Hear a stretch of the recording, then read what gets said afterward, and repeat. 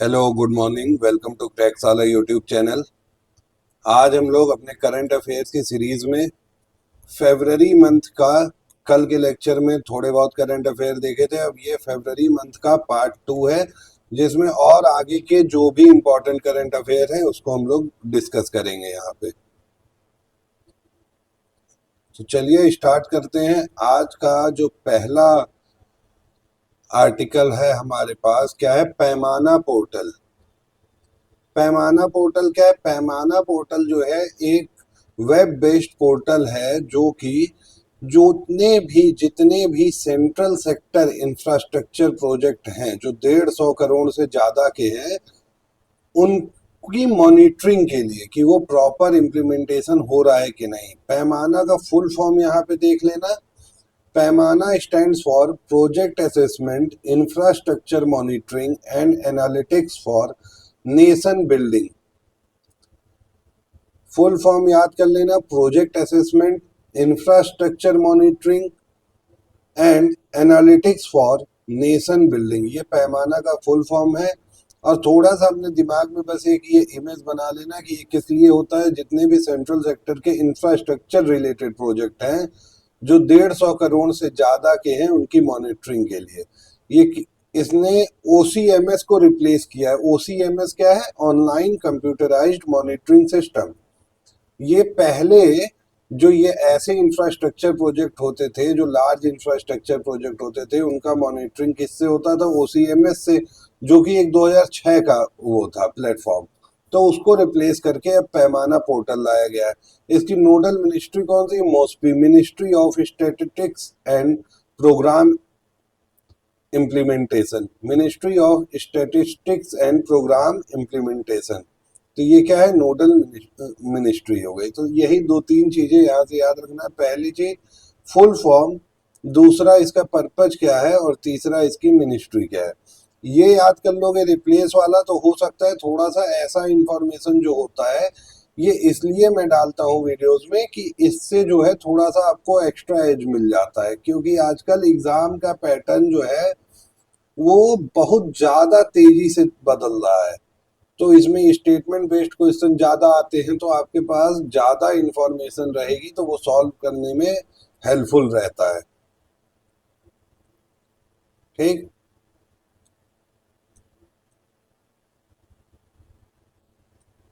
चलो आगे बढ़ते हैं। अगला क्या है? National conference of state election commissioners. Election किसने होस्ट किया? इलेक्शन कमीशन ऑफ इंडिया ने होस्ट किया। कहाँ पे होस्ट किया? भारत मंडपम, न्यू दिल्ली। इसके चेयरमैन कौन थे? Shri Gyanesh Kumar. Gyanesh Kumar chief election commissioner. ठीक। तो ये दो तीन बातें इसमें याद रखना। ये तो हो गया जो करंट में न्यूज था उसकी बात, वहां से ये याद रखना है। लेकिन इसके साथ साथ इलेक्शन कमीशन, यहाँ से कई सवाल बन सकता है। जैसे जैसे नेशनल वोटर्स डे, ये पढ़ा भी चुके हैं हम क्लास में। नेशनल वोटर्स डे ये कब मनाया जाता है? हर साल 25 जनवरी को। हर साल 25 जनवरी को। अच्छा, इसका ऑब्जेक्टिव क्या था? To build synergy in functioning of, मतलब जो स्टेट इलेक्शन कमीशन है। और देखो ये जो नोट्स लिखा है ये मैं पूरा पढ़ के यहाँ पे रिपीट नहीं करूंगा। अगर इसी को हमको पढ़ना ही है तो ये PDF सीधे ये जाओ टेलीग्राम वाले क्रैकसाला चैनल पे और वहां से PDF डाउनलोड करके पढ़ लो। लेकिन अगर जो क्लास में बैठ के पूरी क्लास सुन रहा है, तो हम ये लाइन बाय लाइन ये PPT वाच दे यहाँ पे, तो उससे क्या ही फायदा हो जाएगा। कम से कम यहाँ क्लास में जो लोग ये वीडियो लगातार देख रहे हैं, ये तो हो कि याद होना चाहिए, कैसे चीजों को याद रखना है, कैसे क्वेश्चन बने, तो ये चीजें समझने वाली है। तो देखो ऑब्जेक्टिव क्या है, ये 3 लाइन में ये पढ़ लेना PDF में। मैं मोटा मोटे तुम लोग को ये बता दूं कि जो इलेक्शन कमीशन ऑफ इंडिया है और जो अपने सारे स्टेट्स के इलेक्शन कमीशन, उनकी वर्किंग में एक तरह का साइनर्जी, मतलब एक साथ मिल के काम कर सके, तो इसलिए ये कॉन्फ्रेंस किया गया था, जिसमें सभी स्टेट के जो भी इलेक्शन कमिश्नर थे उन लोगों ने हिस्सा लिया था। और इसके चेयरमैनशिप किसके पास थी? Chief election commission of India Shri Gyanesh Kumar. ठीक है।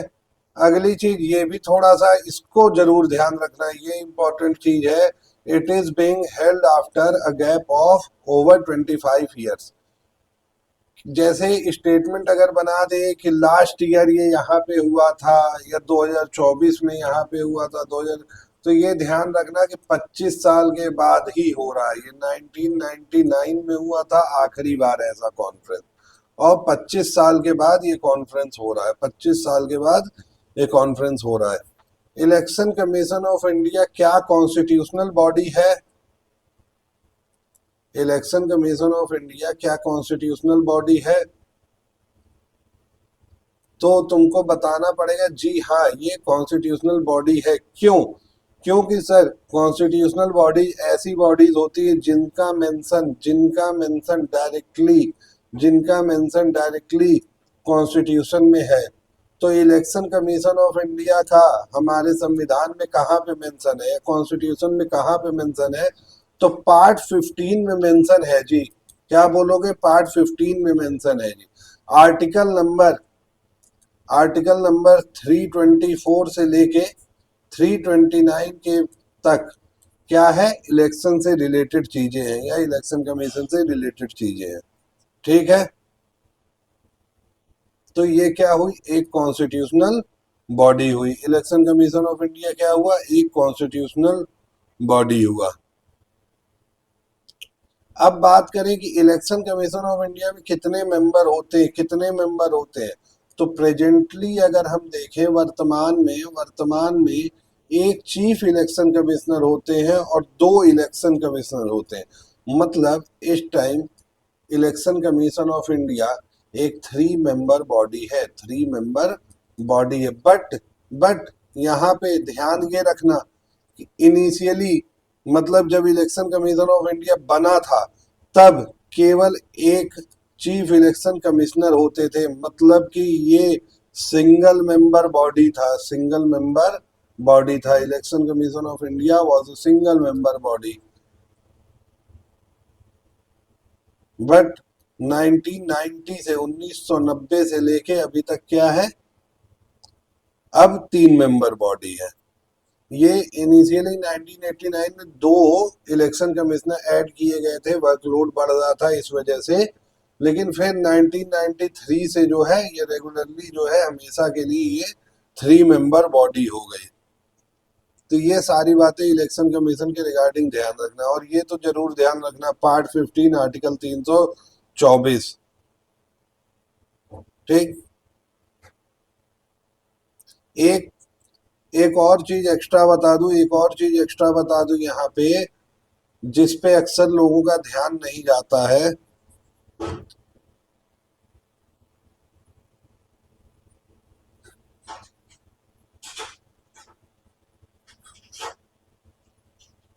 जो ये चीफ इलेक्शन कमिश्नर्स होते हैं या जो अदर इलेक्शन कमिश्नर है, इसको मैं थोड़ा डिलीट कर दे रहा हूँ, ये सब पुरानी चीजें रफ कर दे रहा हूँ, और थोड़ा ध्यान से सुनना। ये सारी पुरानी चीजें मिटा दे रहा हूँ। आई होप याद हो गया होगा सबको। नहीं भी याद हुआ रहेगा, पीडीएफ तो मिल ही जाएगा, लेकिन अब ये जो मिट गया ये कहाँ से आएगा दोबारा? इसीलिए क्लास में बैठो तो थोड़ा पेन कॉपी भी लेके बैठो। जब अपने हाथ से कलम चलाते रहोगे तो दिमाग में चीजें ज्यादा घुसती हैं। कथा की तरह सुनने से अच्छा है कि थोड़ा कलम कॉपी लेके बैठो। चलो देखो, जो चीज ध्यान देने वाली है कि इलेक्शन कमीशन ऑफ इंडिया अभी जैसा कि मैंने बताया कि एक कॉन्स्टिट्यूशनल बॉडी है। ठीक। इलेक्शन कमीशन ऑफ इंडिया क्या है? एक कॉन्स्टिट्यूशनल बॉडी है। लेकिन लेकिन ये जो चीफ इलेक्शन कमिश्नर्स हैं या अदर इलेक्शन कमिश्नर्स हैं, इनका अपॉइंटमेंट कैसे होता है? इनकी सर्विस कंडीशन क्या होगी? इनका टर्म ऑफ ऑफिस कितना होगा? ये सारी चीजें रेगुलेट होती हैं एक एक्ट से। कौन से एक्ट से? तो एक्ट का नाम है chief election commissioners and other election commissioners. Appointment, condition of service, term of office. थोड़ा शॉर्ट में लिख दे रहे हैं, जो बोल रहे हैं वो ध्यान से सुनो।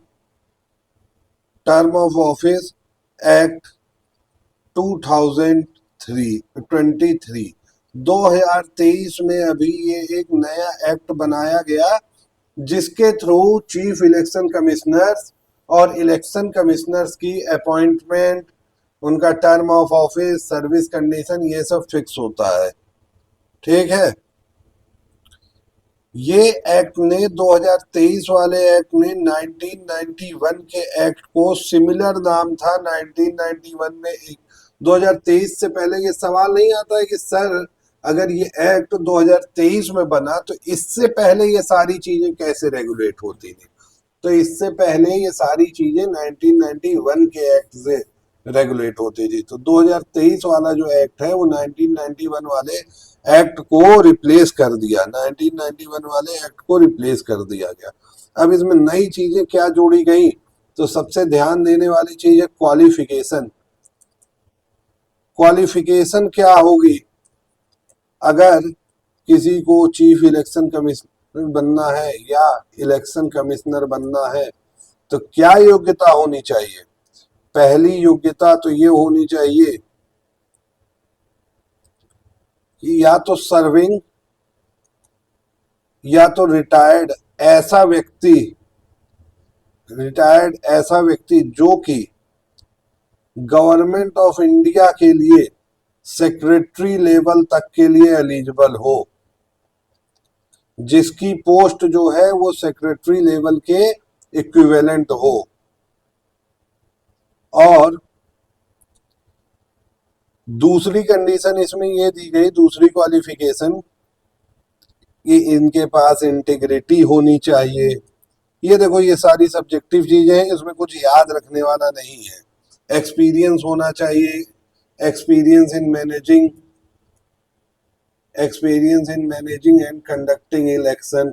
तो ये ऐसा कोई क्वालिफिकेशन खास उसमें ये नहीं है, सब्जेक्टिव चीजें हैं। ऐसा कोई एज वेज नहीं बताया गया। तो इसलिए ये ध्यान रखना, इस एक्ट में क्या बताया गया कि ऐसा व्यक्ति जो कि गवर्नमेंट ऑफ इंडिया में सेक्रेटरी पोस्ट तक के लिए एलिजिबल हो, उसको चीफ इलेक्शन कमिश्नर या इलेक्शन कमिश्नर बनाया जा सकता है। ये चीज याद रखना। टर्म ऑफ ऑफिस ये भी हटा दे रहा हूं मैं, फिर यहां लिख दूंगा टर्म ऑफ ऑफिस मतलब अगर कोई व्यक्ति चीफ इलेक्शन कमिश्नर के पद पर नियुक्त होता है तो वो कितने टाइम तक उस पद पे बना रह सकता है, कितने टाइम तक उस पद पे बना रह सकता है? 6 साल तक या 65 साल की उम्र तक। इन दोनों में से जो भी जल्दी हो। क्या इनका रीअपॉइंटमेंट पॉसिबल है? क्या रीअपॉइंटमेंट पॉसिबल नहीं है। तो ये सारी बातें ध्यान रखना। ये स्टेटमेंट बेस्ड क्वेश्चन में यही सब सारी चीजें फंसाता है। Reappointment not possible. ठीक। सैलरी कितनी होती है? Salary is equivalent to a जज of supreme court. Supreme court के जज के बराबर सैलरी होती है। ठीक। और रिमूवल भी जैसे सुप्रीम कोर्ट के किसी जज को रिमूव किया जाता है, वैसे ही चीफ इलेक्शन कमिश्नर को भी रिमूव किया जा सकता है। ठीक। तो इलेक्शन कमीशन के बारे में ये सारी चीजें याद रखना। इलेक्शन कमिश्नर के बारे में ये सारी चीजें याद रखना।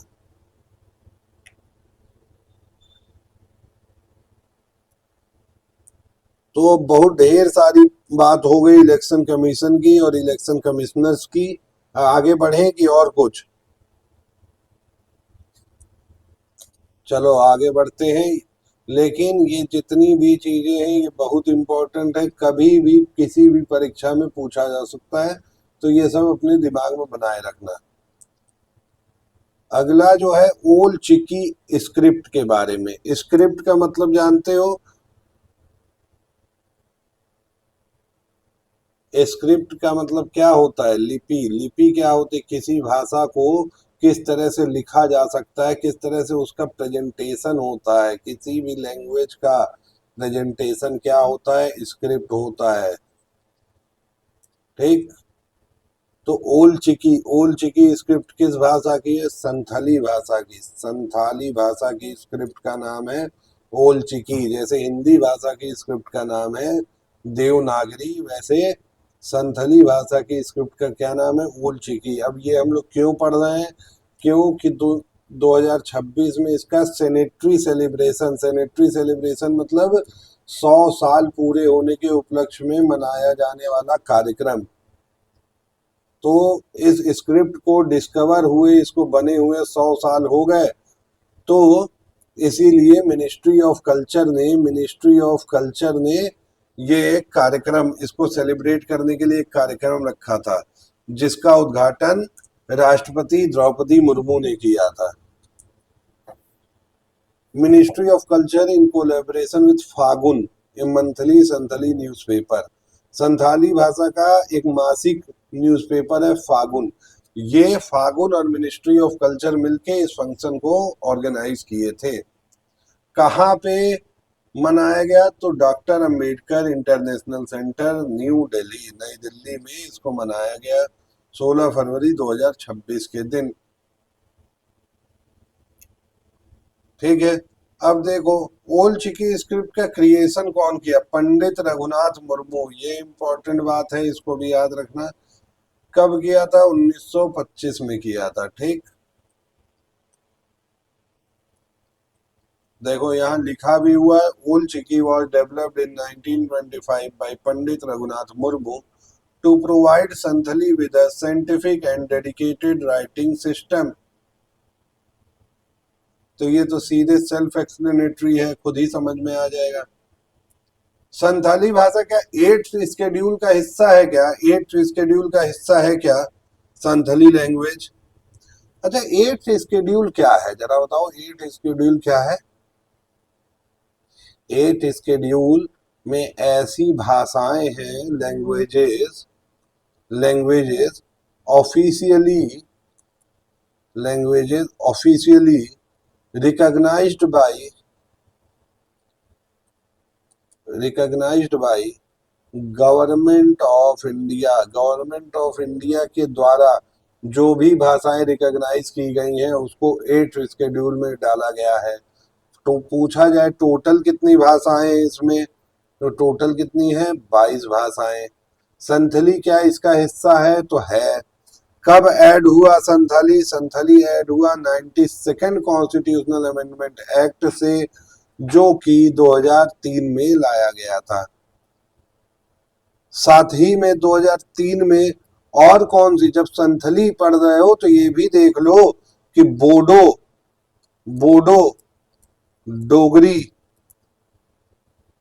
और मैथिली भाषा को भी 92nd अमेंडमेंट एक्ट 2003 से 8th शेड्यूल में एड ऑन किया गया, 8th शेड्यूल में डाला गया। बोडो, डोगरी, मैथिली और संथली 2003 में। टोटल कितनी भाषाएं हैं? 22। टोटल कितनी भाषाएं? 22। इसके लिए देखो कोई क्राइटेरिया वगैरह नहीं होता। इसका बेनिफिट क्या होता है अगर कोई भाषा 8th शेड्यूल में हो जाती है? तो ये हो जाता है कि उससे पार्लियामेंट में वो भाषा बोली जा सकती है, पार्लियामेंट की प्रोसीडिंग का ट्रांसलेशन उस भाषा में किया जा सकता है। यूपीएससी एग्जामिनेशन में जो लैंग्वेज का एक पेपर होता है उसमें इन लैंग्वेजेस में पेपर दिया जा सकता है। बस यही सारी कुछ चीजें हैं।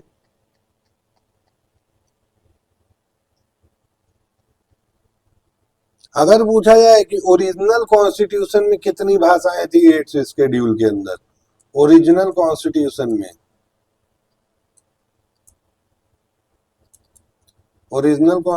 में कितनी भाषाएं थी 8th शेड्यूल में? तो 14 लैंग्वेजेस 14 लैंग्वेजेस थी। अब कितनी है? 22। तो कितनी बढ़ गई? 8 लैंग्वेज अभी तक बढ़ी है। 4 तो हमने पढ़ लिया 2003 में, 4 हमने पढ़ लिया 2003 में, तो बाकी बचे 4, तो उसको क्यों छोड़ो, उसको भी याद कर लो। सिंधी कब जोड़ा गया, सिंधी कब जोड़ा गया, 21st amendment act, 21st amendment act 1967 से। और एक और अमेंडमेंट याद रखना, 71st amendment act, 71st amendment act 1992। इससे कौन कौन सी भाषाएं जोड़ी गई, कोंकणी, मणिपुरी और नेपाली। कोंकणी, मणिपुरी और नेपाली। बाकी 14 भाषाओं में कौन कौन सी भाषा आ सकती है, जरा समझो। हिंदी तो होगा ही होगा, हिंदी है, आसामी है, बंगाली है, गुजराती है, कन्नड़ है, कश्मीरी है, मलयालम है, मराठी है, उड़िया, पंजाबी, संस्कृत, तमिल, तेलुगु और उर्दू। तो ये 14 भाषाएं ओरिजिनल कॉन्स्टिट्यूशन में 8th शेड्यूल में थी। बाद में 1967 में 21वां अमेंडमेंट एक्ट हुआ, तब सिंधी भाषा को जोड़ा गया। 1992 में 71st अमेंडमेंट हुआ, तब कोंकणी, मणिपुरी और नेपाली भाषा को जोड़ा गया। और 2003 में 92nd अमेंडमेंट एक्ट हुआ, तो बोडो, डोगरी, मैथिली और संथाली भाषा को जोड़ा गया। ठीक, यहाँ एक और इंफॉर्मेशन एक्स्ट्रा एज के लिए पढ़ लेना, सेरेना। सेरेना क्या है, रघुनाथ मुर्मू जो कि ओल्ड चिकी स्क्रिप्ट डिस्कवर किए थे, उन्होंने ही ये किताब को लिखा था। ये पहली बार ओल्ड चिकी स्क्रिप्ट का यूज इसी किताब में किया गया। मतलब ओल्ड चिकी स्क्रिप्ट में पहली किताब कौन सी लिखी गई, सेरेना। कौन लिखा, पंडित रघुनाथ मुर्मू। पंडित रघुनाथ मुर्मू कौन है, जो ओल्ड चिकी स्क्रिप्ट डेवलप किए थे। कब डेवलप किए थे, 1925 में। ओल्ड चिकी स्क्रिप्ट किस भाषा के लिए डेवलप किए थे, तो संथली भाषा के लिए। और संथली भाषा ओल्ड चिकी को डिस्कवर हुए कितने साल हो गए, 100 साल हो गए। ठीक है, तो इतना सारा इंफॉर्मेशन यहाँ से याद रखना। और बाकी ये 22 भाषाओं वाली बात तो जो बताएं वो भी ध्यान रखना। ठीक, इसको अब हम लोग कर देते हैं रफ। और जब बात कर रही रहे हैं लैंग्वेज की, तो एक बड़ा सुनने में आता होगा तुम लोग को, क्लासिकल लैंग्वेज। क्लासिकल लैंग्वेज क्या है, क्लासिकल लैंग्वेज हमारे संविधान में दिया हुआ है क्या, बताओ। क्लासिकल लैंग्वेज हमारे संविधान में दिया हुआ है क्या, नहीं सर। कॉन्स्टिट्यूशन में तो क्लासिकल लैंग्वेजेस का मेंशन नहीं है। कॉन्स्टिट्यूशन में क्लासिकल लैंग्वेजेस का मेंशन नहीं है।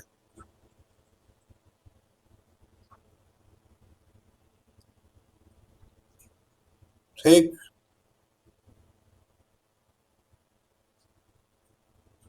तो क्लासिकल लैंग्वेजेस, गवर्नमेंट कुछ ऐसी भाषाओं को रिकॉग्नाइज करती है जिनका इतिहास बहुत पुराना है, जिनके टेक्स्ट 1500 से 2000 साल पुराने हैं, एक लार्ज नंबर ऑफ स्पीकर्स अभी तक चल रहे हैं, वो भाषा कंटिन्यू है इंडिया में, तो वो सिंबॉलिक रिप्रेजेंटेशन है, तो उनको, ऐसी भाषाओं को क्लासिकल लैंग्वेज बोला गया।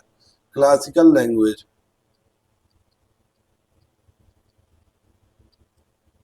Classical languages of India.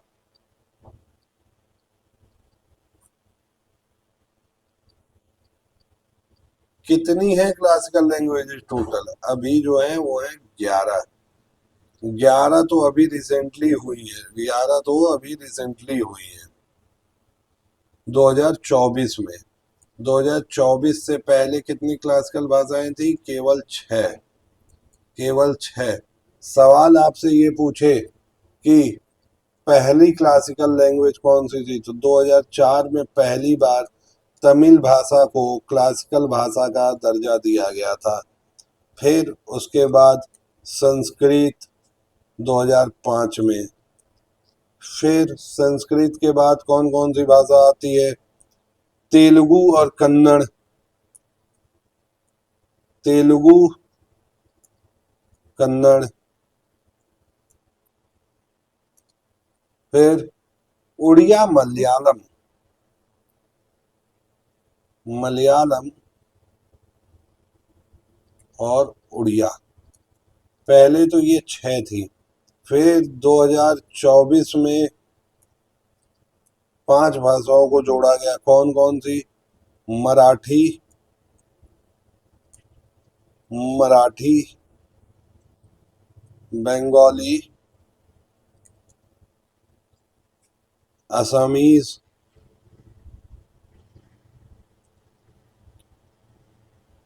पाली और प्राकृत। तो इन 5 भाषाओं को जोड़ा गया तो कितनी हो गई? 11 हो गई। टोटल भारत में कितनी हो गई? 11। इसमें और 8 स्केड्यूल के लैंग्वेजेस में कोई सिमिलरिटी दिख रही है क्या? जरा ध्यान से देखो। ध्यान से देखने पे हमें ये पता चलता है कि ये पाली और प्राकृत को छोड़ के बाकी जितनी भी क्लासिकल लैंग्वेजेस हैं वो सारी की सारी 8 स्केड्यूल में भी है। तो जरा इसको भी ध्यान रखना। स्टेटमेंट ऐसे बना दिया कि पाली और प्राकृत 8 स्केड्यूल में है क्या, तो कहोगे नहीं ये तो क्लासिकल लैंग्वेजेस का हिस्सा है। तो पाली और प्राकृत को छोड़ के सारे क्लासिकल लैंग्वेज जो है वो क्या है? 8 स्केड्यूल वाली लैंग्वेजेस हैं। ठीक, आगे बढ़ा जाए।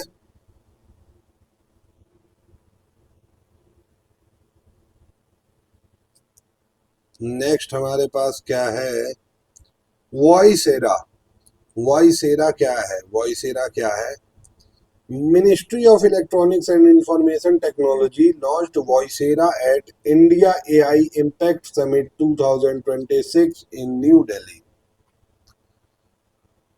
Voicera बेसिकली एक AI लैंग्वेज मॉडल है, AI लैंग्वेज मॉडल है जो कि Bhashini national language infrastructure, Bhashini क्या है? गवर्नमेंट का AI powered language translation programme है जो कि लिटरेसी डिजिटल डिवाइड कम करने में काम आएगा। ठीक, तो वॉइसेरा बस वही याद कर लेना, open source end to end voice AI execution stack, मतलब वॉइस से रिलेटेड, लैंग्वेज से रिलेटेड एआई टूल है वॉइसेरा।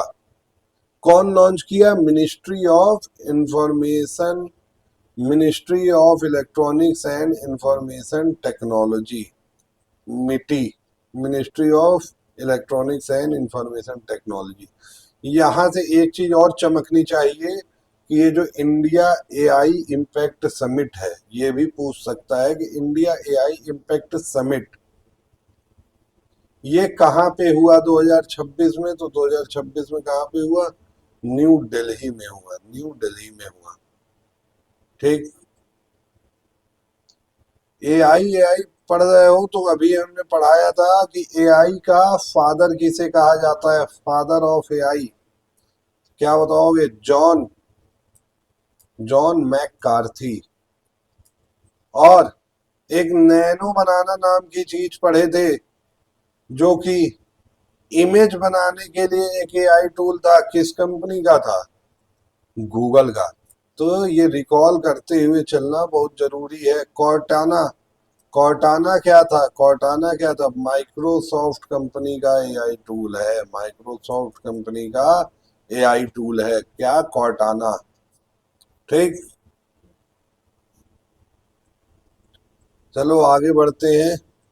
इसके देखो फीचर्स फीचर्स लिखे हुए हैं कि वॉइसेरा का फीचर क्या है, ओपन सोर्स है, मल्टीलिंगुअल, रियल टाइम, ये सारी चीजें इसमें से पढ़ लेना, इसमें कुछ ऐसा याद करने वाला है नहीं।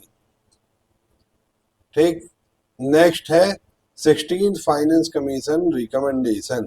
अभी 2026 के यूनियन बजट में फाइनेंस मिनिस्टर ने बताया कि जो 16th फाइनेंस कमीशन की रिकमेंडेशन है वो गवर्नमेंट ने एक्सेप्ट कर ली है, गवर्नमेंट ने एक्सेप्ट कर ली है।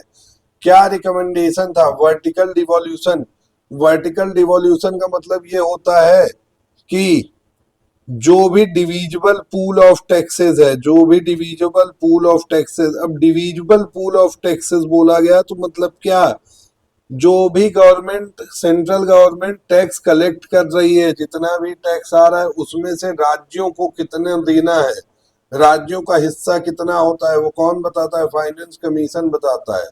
तो इस बार कितना बोला 16 फाइनेंस कमीशन ने? बोला कि 41% जो भी डिविजिबल, डिविजिबल का मतलब ये हुआ, समझना इसको, कि जितना भी सेंट्रल गवर्नमेंट टैक्स वगैरह कलेक्ट कर रही है सब का सब नहीं डिस्ट्रीब्यूट करती है, राज्यों के साथ सब नहीं शेयर होता है। केवल जैसे जीएसटी हो गया, कॉरपोरेशन टैक्स हो गया, इनकम टैक्स हो गया, ऐसी चीजें जो टैक्स है वो शेयर किए जाते हैं। लेकिन अगर तुम लोग सुने होंगे किसी टैक्स पे सेस लग रहा है, किसी टैक्स पे सरचार्ज लग रहा है, तो ये वाला जो अमाउंट है ये पूरा का पूरा यूनियन गवर्नमेंट के पास रहता है, यूनियन गवर्नमेंट के पास रहता है, यानी यूनियन ऑफ इंडिया के पास। और ये वाला जितना भी अमाउंट है इसको स्टेट्स के साथ शेयर किया जाता है on the basis of formula, on the basis of formula given by, formula given by finance commission. तो इस बार 16 फाइनेंस कमीशन ने क्या बोला कि जो भी यूनियन गवर्नमेंट के पास ये टैक्स में पैसा आया है उसमें से 41% शेयर जो है वो राज्यों को मिलेगा। यही सेम बात 15th फाइनेंस कमीशन ने भी कही थी, यही सेम बात 15th फाइनेंस कमीशन ने भी कही थी। और कुछ ग्रांट मतलब अनुदान देना है कितना, 1.4 लाख करोड़। किस लिए? रूरल और अर्बन लोकल बॉडी के डेवलपमेंट के लिए और डिजास्टर मैनेजमेंट के लिए। दो तरीके के ग्रांट, पहला दूसरा। ये भी पूछा जाता है कि इस बार फाइनेंस कमीशन ने कितने ग्रांट सजेस्ट किए, तो दो तरीके के ग्रांट। कौन कौन सा? Rural and urban local body grant और डिजास्टर मैनेजमेंट ग्रांट। कितना है ग्रांट, कितना अनुदान देना होगा? 1.4 लाख करोड़। अब देखो हॉरिजॉन्टल फॉर्मूला क्या दिया, वर्टिकल का तो मतलब हो गया ये रही गवर्नमेंट ऑफ इंडिया के पास आया पैसा, यहां से उठा के स्टेट्स को 41% देना है। लेकिन अब किस स्टेट को कितना देना है, जैसे यूपी को कितना देना है, तेलंगाना को कितना देना है, उत्तराखंड को कितना देना है, बिहार को कितना देना है, इसको कहते हैं हॉरिजॉन्टल डिवोल्यूशन, हॉरिजॉन्टल डिवोल्यूशन। तो इसमें पता चलता है किस स्टेट की कितनी हिस्सेदारी आएगी। तो इसके लिए जो है 16 फाइनेंस कमीशन ने कुछ क्राइटेरिया बनाए हैं कि इन क्राइटेरिया के बेसिस पे आप स्टेट्स में पैसा बांटिए। क्या क्राइटेरिया है? पॉपुलेशन, पॉपुलेशन जितनी ज्यादा तो उसका वेटेज कितना दिया है? 15% वेटेज पॉपुलेशन को दिया था 15th फाइनेंस कमीशन ने। 16th फाइनेंस कमीशन ने कितना दे दिया? 17.5%। डेमोग्राफिक परफॉर्मेंस, डेमोग्राफिक परफॉर्मेंस का मतलब ये होगा कि कौन सा स्टेट अपने यहाँ डेमोग्राफी में, जैसे पॉल्यूशन कंट्रोल कर रहा है कि बच्चे कम मर रहे हैं, ये सारी चीजें जितनी भी डेमोग्राफिक चेंजेस, कौन सा स्टेट उस डायरेक्शन में ज्यादा काम कर रहा है, तो उसका वेटेज पिछली बार कितना था 15 फाइनेंस कमीशन 12.5%, इस बार कर दिया 10%। एरिया, किस स्टेट का एरिया कितना है, तो एरिया का वेटेज था 15% और 16 फाइनेंस कमीशन ने इसको घटा के 10% कर दिया। तो ये ध्यान रखना कि पॉपुलेशन में वेटेज बढ़ा है, डेमोग्राफिक में रिड्यूस हुआ है, एरिया में भी रिड्यूस हुआ है। अब देखो वेटेज जो है एरिया का 15% था 15वें फाइनेंस कमीशन में, तो जाहिर सी बात है जो लार्ज स्टेट है जैसे यूपी, राजस्थान, इन सब के हिस्से में ज्यादा पैसा जाएगा। फॉरेस्ट कवर, किस स्टेट में कितना फॉरेस्ट कवर है उसके बेसिस पे भी वेटेज दिया गया है। तो इसमें कितना 10% दिया गया 15वें फाइनेंस कमीशन में, और 16वें फाइनेंस में इसमें भी सेम रखा गया 10%।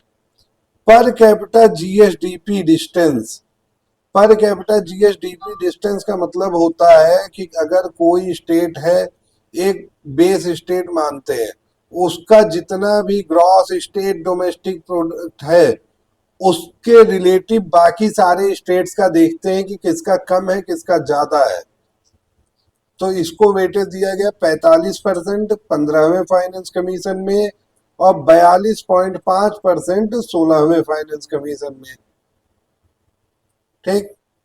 अब कंट्रीब्यूशन टू जीटीपी, ये एक नया क्राइटेरिया लाया है 16 फाइनेंस कमीशन। 15 फाइनेंस कमीशन में ये क्राइटेरिया नहीं था और इसको दिया गया 10%। तो ये भी ध्यान रखना कौन सा क्राइटेरिया अभी इंट्रोड्यूस किया गया है। तो कौन सा क्राइटेरिया इंट्रोड्यूस किया गया है? Sorry, contribution to GDP. अब देखो टैक्स एंड फिस्कल एफर्ट्स, कौन सा स्टेट अपने यहाँ टैक्सेशन और फिस्कल पॉलिसीज को मजबूत करने की कोशिश कर रहा है, उसको भी उसको भी कुछ परसेंटेज का वेटेज देना चाहिए। तो 15वें फाइनेंस कमीशन ने बोला कि हम तो जी 2.5% देंगे, लेकिन 16वां फाइनेंस कमीशन ने इस क्राइटेरिया को रिमूव कर दिया और ये जीडीपी कंट्रीब्यूशन वाले से रिप्लेस कर दिया। तो ध्यान रखना 16वां फाइनेंस कमीशन में कितना कितना कितना 16 फाइनेंस कमीशन में कितना पॉपुलेशन को 17.5, डेमोग्राफिक परफॉर्मेंस को 10, एरिया को 10%, फॉरेस्ट कवर को फॉरेस्ट कवर को 10%, per capita GSDP distance 42.5%, contribution to GDP जो कि एक नया है, न्यूली इंट्रोड्यूस क्राइटेरियन है जिसमें 10% देना है। ठीक। अब बात करें अगर 16 फाइनेंस कमीशन की, तो फाइनेंस कमीशन कौन से आर्टिकल में फाइनेंस कमीशन का मेंशन है? आर्टिकल 280, जो कि ये कहता है कि प्रेसिडेंट ऑफ इंडिया हर 5 साल पे एक फाइनेंस कमीशन बनाएगा, हर 5 साल पे एक फाइनेंस कमीशन बनाएगा। ठीक। तो कौन बनाएगा? तो बात आएगी कौन बनाएगा, प्रेसिडेंट। किस आर्टिकल के थ्रू? आर्टिकल 280। 280। ठीक। ये 16वां फाइनेंस कमीशन कब बना था? 2023 में। और कौन से साल के लिए रिकमेंडेशन देगा? तो 1 अप्रैल 2026 से लेके 31 मार्च 2031 तक, ये 5 ईयर पीरियड के लिए रिकमेंडेशन दिया। इसके चेयरमैन कौन थे? डॉक्टर अरविंद पनगड़िया, जो कि नीति आयोग के भी वाइस चेयरमैन रह चुके हैं और एक बहुत ही रिनाउंड इकोनॉमिस्ट हैं, डॉक्टर अरविंद पनगड़िया। याद रखना 16वें का नाम। 15th फाइनेंस कमीशन के अध्यक्ष का क्या नाम था? थोड़ा ये भी ध्यान देना। एनके सिंह। एनके सिंह। सवाल कभी कभी ये पूछता है कि पहला फाइनेंस कमीशन कब बना था भारत में? तो पहला फाइनेंस कमीशन कब बना था? 1951 में बना था। इसके चेयरमैन कौन थे? केसी नियोगी। और कभी कभी ऐसे पूछ लिया क्रोनोलॉजी में या मैच करने को कि 12, 13, 14 और 15, और इधर दे दिया एक कॉलम में 4 लोगों के नाम और मैच करना रहा कि 12th के कौन थे चेयरमैन। तो ध्यान रखना 12th का कौन था? सी रंगराजन। 13th के डॉक्टर विजय केलकर। 14th के Y V Reddy, doctor Y V Reddy. 15th का मैंने बता ही दिया। 16th का आप कर ही लोगे। ठीक है। सॉरी। और कितना परसेंट डिसाइड किया गया? 41%। 15वें फाइनेंस कमीशन ने भी कितना डिसाइड किया था? 41%। तो फाइनेंस कमीशन से मुझे लगता है सारी चीजें हो ही गई हैं। अब इससे जुड़ा हुआ कुछ ऐसा सवाल आना नहीं चाहिए।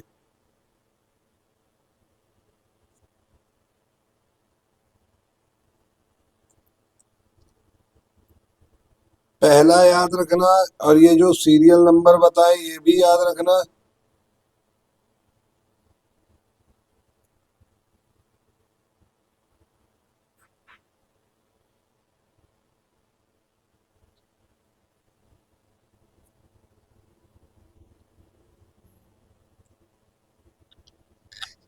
ठीक। और चेयरमैन कौन है? अरविंद पनगड़िया, ये भी याद रखना। कौन से पीरियड के लिए रिकमेंडेशन दिए हैं? तो 1 अप्रैल 2026 से 31 मार्च 2031 के लिए। ठीक है। तो बस ये फाइनेंस कमीशन को खत्म करते हुए इस वीडियो को भी एंड करते हैं। इसका पीडीएफ जो भी चाहिए, जो कुछ भी मैं यहाँ पे लिखता हूँ, ये टेलीग्राम चैनल क्रैकशाला ज्वाइन कर लो। यहाँ पे सारा रेगुलर अपडेट्स, क्लासेस की टाइम, वीडियो कब आती है, किस टॉपिक पे वीडियो आएगी, और आगे अभी क्रैकशाला टीम का और भी प्लान चल रहा है, वो सारा अपडेट आपको यहाँ पे मिल जाएगा। तो ये टेलीग्राम चैनल ज्वाइन कर लेना। बाकी ये लाइक वाइक कर देना अगर कुछ समझ में आया हो। ये आधे घंटे 1 घंटे बैठने में कुछ समझ में आता है आप लोग को, तो लाइक वाइक कर दिया कीजिए। और सब्सक्राइब करना तो जरूरी है ही, ताकि आगे भी ऐसे वीडियो देख पाओ। करंट अफेयर की ये क्लासेस रेगुलर चलेंगी। चलिए फिर इसी के साथ इस क्लास को खत्म करते हैं।